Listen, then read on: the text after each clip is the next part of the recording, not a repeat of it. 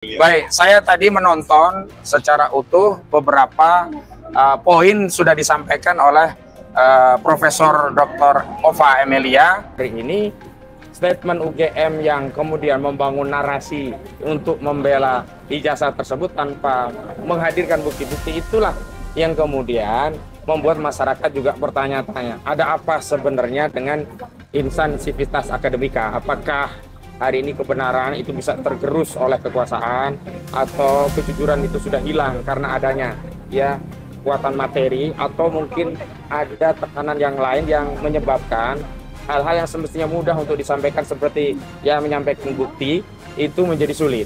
Kita ketika mengingatkan penyidik bukan berarti benci begitu, tapi kita ingin agar proses penegakan hukum itu juga mentaati hukum. Jadi kita inginkan keadilan dari hasilnya, prosesnya juga ada keadilan. Dan penzaliman dalam proses hukum itu tidak boleh seperti tadi memeriksa sampai jam 4 subuh. Dan hari ini telah keluar lagi salah satu saksi yang merupakan jurnalis, wartawan seperti rekan-rekan sekalian, atas nama Nurdian Susilo ya, Noviansa Susilo ya, atau yang sering akrab disapa Ian begitu. Dan untuk menjelaskan hasil pemeriksaan tadi seperti apa, pertama saya minta dari tim kuasa hukum yang mendampingi rekan Gafur untuk menyampaikan. Silakan rekan. Ya, makasih rekan Kosinudin. Jadi pemeriksaannya sudah selesai ya. Ya. Dan tadi tidak ada penundaan lagi ya, udah ya. Ada penundaan. Maksudnya pemeriksaan hari ini selesai. Ya.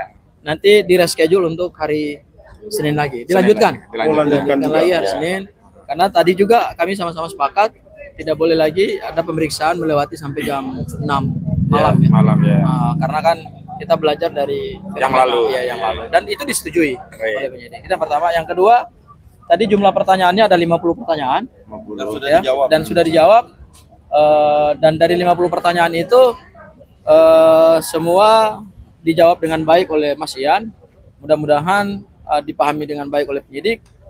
Dan kita akan ketemu lagi di hari Senin. Itu mungkin Bang Kosinudin yang bisa saya sampaikan. Oke, dari yang sendiri ada hal-hal yang perlu disampaikan, misalkan kalau lapar, pengen ngerokok, apa begitu ya? Kalau saya mau menyampaikan soal experience dari penyidikan tadi, kalau mungkin Termul menganggap pemanggilan hari Jumat Keramat itu menyeramkan, asumsinya bahkan sampai akan nggak boleh pulang, bahkan ditahan.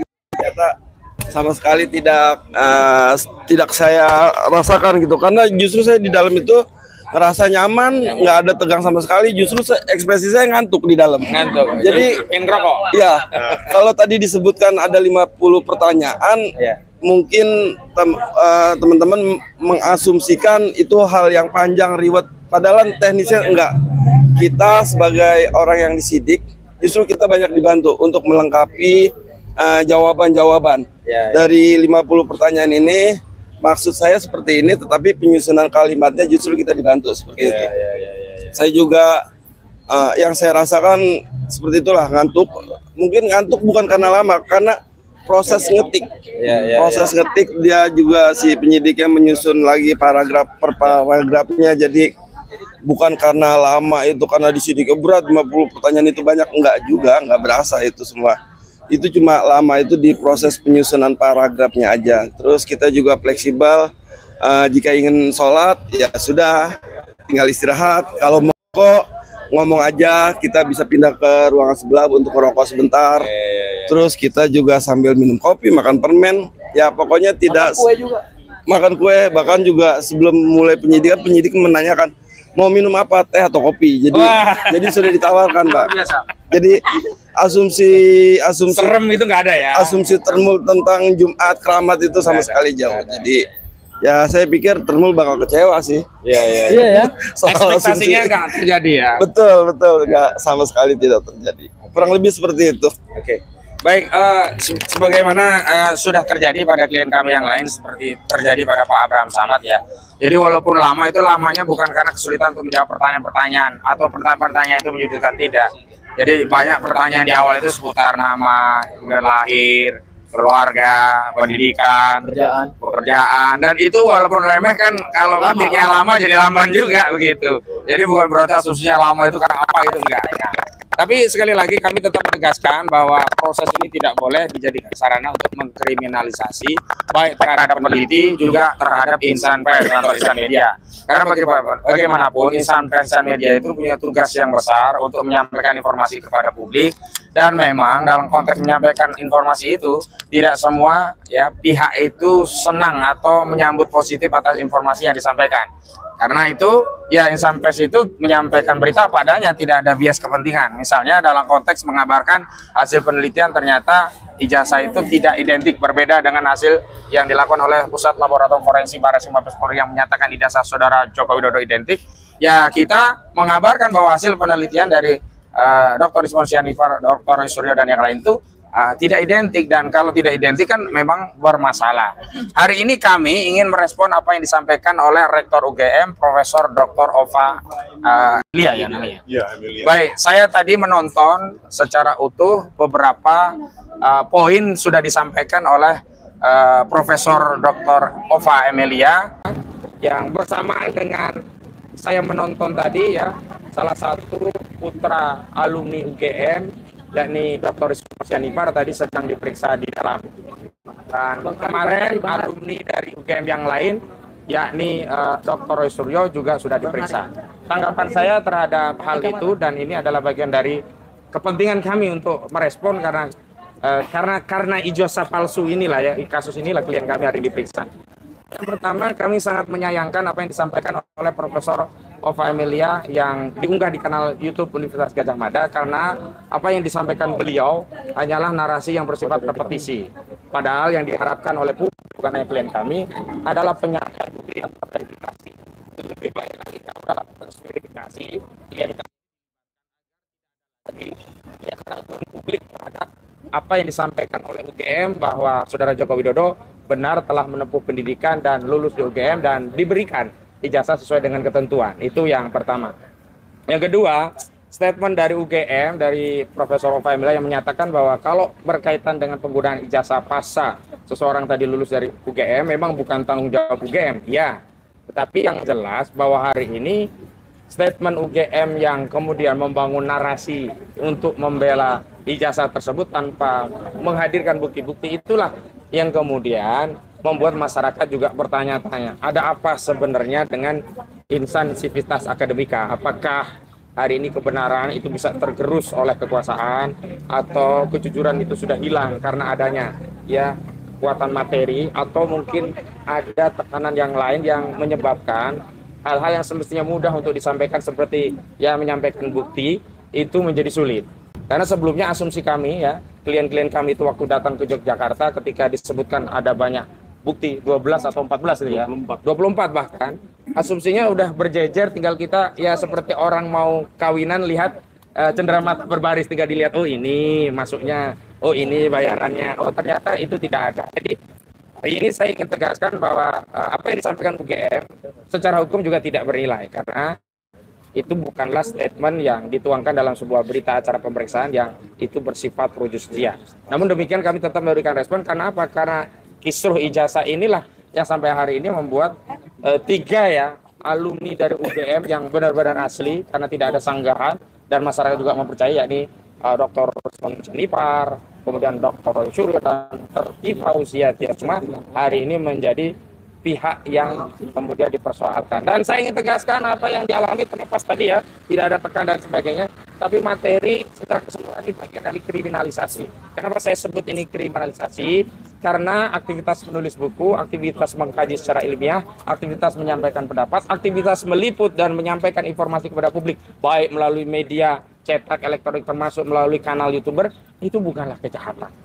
Nah, hari ini ya aktivitas yang bukan kejahatan tadi ditarik di proses pidana, dianggap sebagai sebuah pencemaran 310 KUHP, dianggap sebagai fitnah 311 KUHP, dianggap menyerang kehormatan melalui sarana ITE 27A Undang-Undang ITE, dianggap sebagai manipulasi data elektronik 35 Undang-Undang ITE, dianggap sebagai mengedarkan suatu dokumen tanpa izin pemiliknya secara elektronik 32 Undang-Undang ITE, bahkan yang lebih parah lagi ada orang yang tidak punya kaitannya dengan perkara ini membuat laporan polisi dengan pasal penghasutan 160 KUHP sebagaimana dilaporkan oleh saudara Lecumanan, kemudian Andi Kurniawan dan Muhammad Samuel Sweekend. Jadi ini semua jelas merupakan proses kriminalisasi, yakni lakukan upaya menjadikan satu tindakan yang sebenarnya bukan kejahatan, bahkan tindakan ini adalah hak konstitusional untuk menyampaikan pendapat, dijadikan sebagai kejahatan melalui proses penyidikan yang malam ini kita sedang lalui. Dan terakhir, saya menghimbau kepada seluruh rakyat Indonesia, mari dukung Pak Rismon,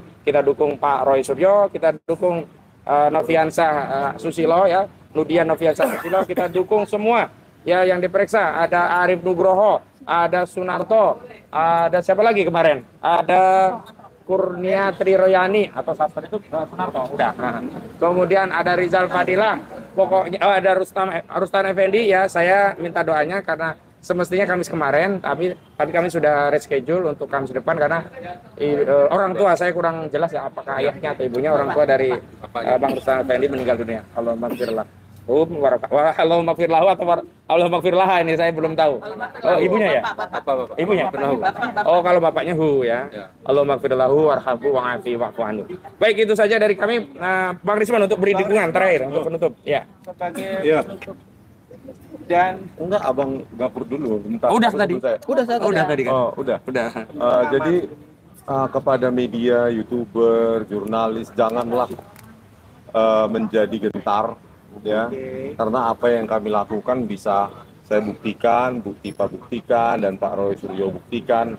Ya, kajian ilmiah menyatakan bahwa ijazah yang diupload oleh Dian Sandi Utama adalah palsu. Dari transkrip nilai juga tidak ada tanda tangan otoritas, ya, dan lembar pengesahan skripsi juga kami uji juga berasal dari Word dokumen, bukan dari produk dari headpress, letterpress. Jadi para semua media, kita nikmati Republik ini dengan keberanian menyuarakan apa yang bisa kita pertanggungjawabkan, ya, jauh sekali dari narasi kebencian, apalagi menghina sehina-hinanya. Merendahkan serendah-rendahnya, itu jauh sekali. Ya, tadi saya buktikan semua hal teknis dan dilanjutkan minggu depan. Ya. Saya akan meladeni sepanjang apapun yang menjadi pertanyaan mereka. Oke? Sekian. Terima kasih ya.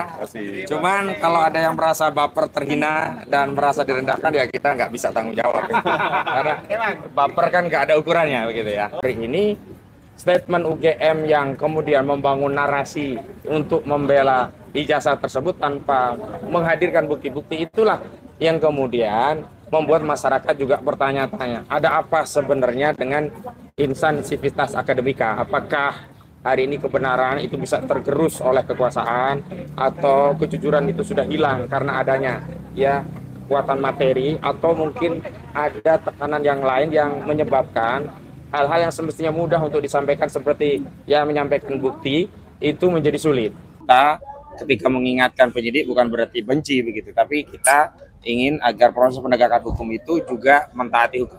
Jadi kita inginkan keadilan dari hasilnya, prosesnya juga ada keadilan, dan penzaliman dalam proses hukum itu tidak boleh seperti tadi memeriksa sampai jam 4 subuh. Dan hari ini telah keluar lagi salah satu saksi yang merupakan jurnalis, wartawan seperti rekan-rekan sekalian, atas nama Nurdian Susilo, ya, Noviansah Susilo, ya, atau yang sering akrab disapa Ian begitu. Dan untuk menjelaskan hasil pemeriksaan tadi seperti apa, pertama saya minta dari tim kuasa hukum yang mendampingi rekan Gafur untuk menyampaikan. Silakan rekan. Ya, makasih rekan Posnudin. Jadi pemeriksaannya sudah selesai ya. Ya. Dan tadi tidak ada penundaan lagi ya, udah ya. Ada penundaan. Maksudnya pemeriksaan hari ini selesai. Ya. Nanti di reschedule untuk hari Senin lagi. Dilanjutkan. Dilanjutkan lagi hari Senin. Karena tadi juga kami sama-sama sepakat tidak boleh lagi ada pemeriksaan melewati sampai jam 6 malam ya. Malam ya. Karena kan kita belajar dari yang lalu. Ya, yang lalu. Dan itu disetujui oleh penyidik. Itu yang pertama. Yang kedua, tadi jumlah pertanyaannya ada 50 pertanyaan. 50. Dan sudah dijawab. Dan dari 50 pertanyaan itu semua dijawab dengan baik oleh Mas Ian. Mudah-mudahan dipahami dengan baik oleh penyidik. Dan kita akan ketemu lagi di hari Senin. Itu mungkin Bang Kusnudin yang bisa saya sampaikan. Oke, dari Ian sendiri ada hal-hal yang perlu disampaikan, misalkan kalau lapar, pengen ngerokok, apa begitu ya?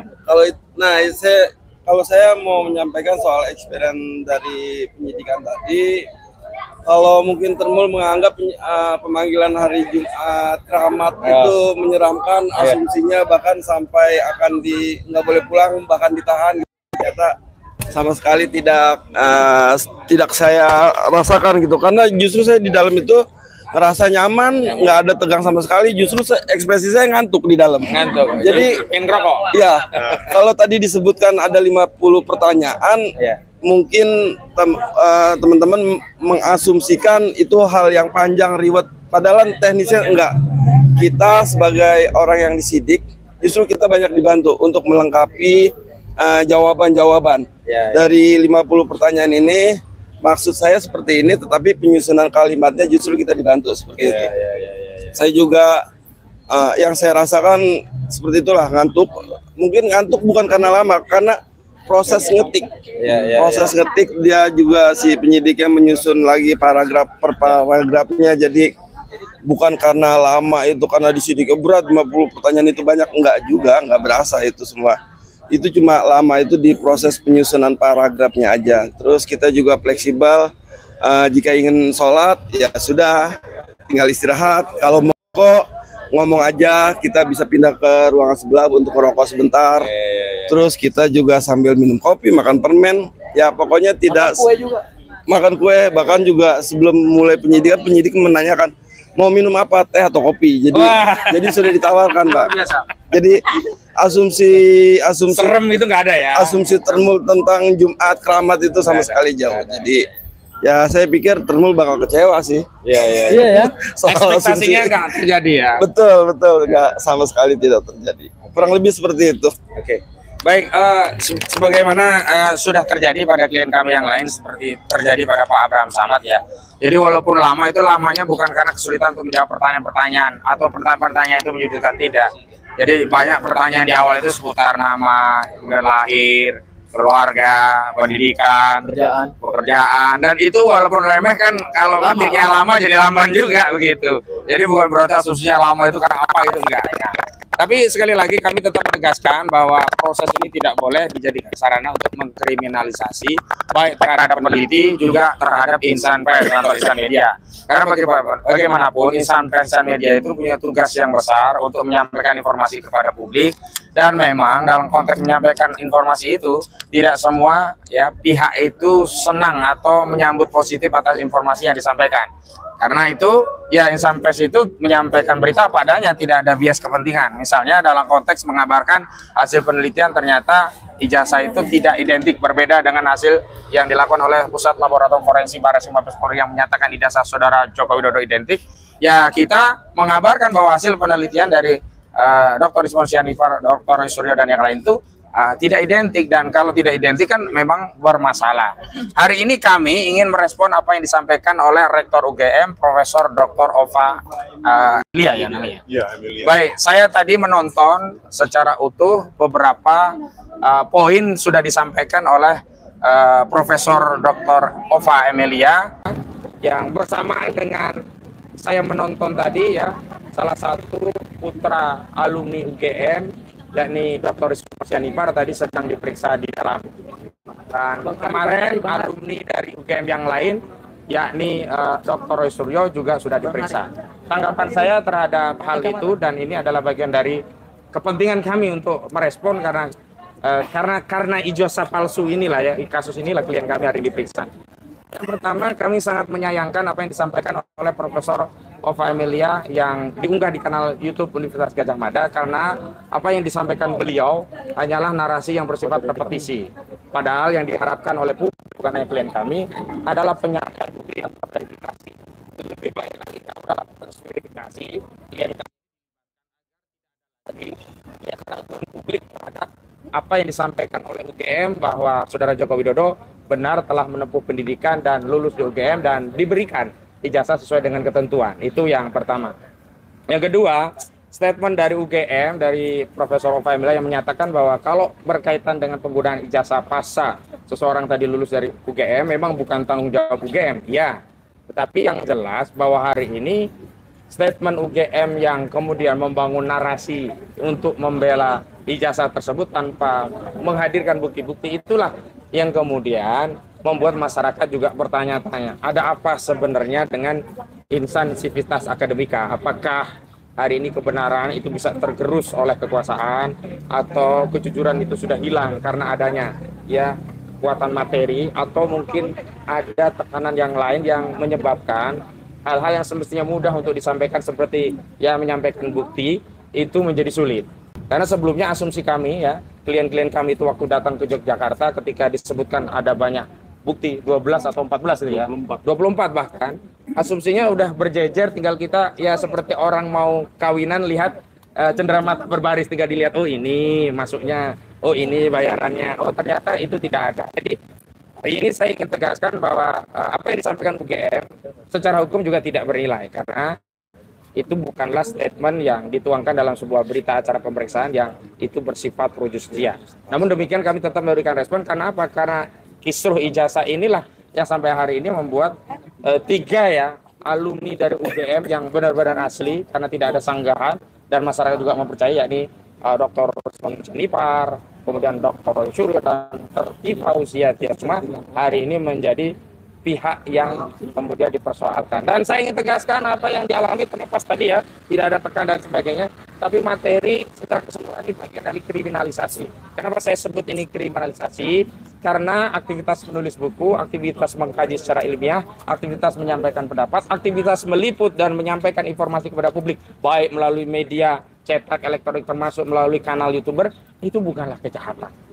Nah, hari ini ya aktivitas yang bukan kejahatan tadi ditarik di proses pidana, dianggap sebagai sebuah pencemaran 310 KUHP, dianggap sebagai fitnah 311 KUHP, dianggap menyerang kehormatan melalui sarana ITE 27A Undang-Undang ITE, dianggap sebagai manipulasi data elektronik 35 Undang-Undang ITE, dianggap sebagai mengedarkan suatu dokumen tanpa izin pemiliknya secara elektronik 32 Undang-Undang ITE, bahkan yang lebih parah lagi ada orang yang tidak punya kaitannya dengan perkara ini membuat laporan polisi dengan pasal penghasutan 160 KUHP sebagaimana dilaporkan oleh saudara Lecumanan, kemudian Andi Kurniawan dan Muhammad Samuel Weekend.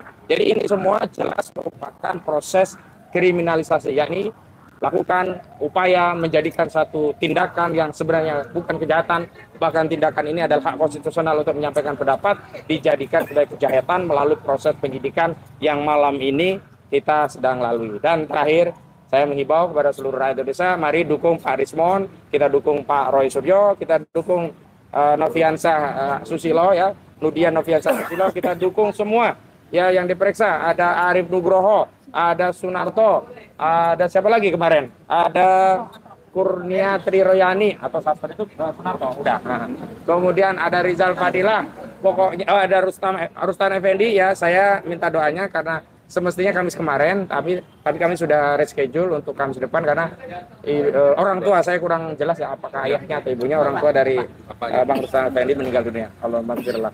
Allah maghfirlahu atau Allah maghfirlah ini saya belum tahu. Oh, ibunya ya? Ibunya Hu. Oh, kalau bapaknya Hu ya. Allah maghfirlahu warhamhu wa'afi wa'fu anhu. Baik, itu saja dari kami. Bang Risman untuk beri dukungan terakhir untuk penutup. Ya. Iya. Dan enggak, abang gapur dulu. Bentar, udah tadi. Udah tadi kan. Oh, udah. Jadi kepada media, YouTuber, jurnalis, janganlah menjadi gentar ya. Karena apa yang kami lakukan bisa saya buktikan, Pak buktikan, dan Pak Roy Suryo buktikan.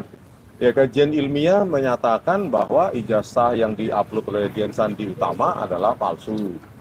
Dari transkrip nilai juga tidak ada tanda tangan otoritas ya, dan lembar pengesahan skripsi juga kami uji juga berasal dari Word dokumen, bukan dari produk dari headpress, letterpress. Jadi para semua media, kita nikmati Republik ini dengan keberanian menyuarakan apa yang bisa kita pertanggungjawabkan ya, jauh sekali dari narasi kebencian, apalagi menghina sehina-hinanya, merendahkan serendah-rendahnya, itu jauh sekali ya. Tadi saya buktikan semua hal teknis dan dilanjutkan minggu depan ya. Saya akan meladeni sepanjang apapun yang menjadi pertanyaan mereka. Oke, sekian. Terima kasih ya.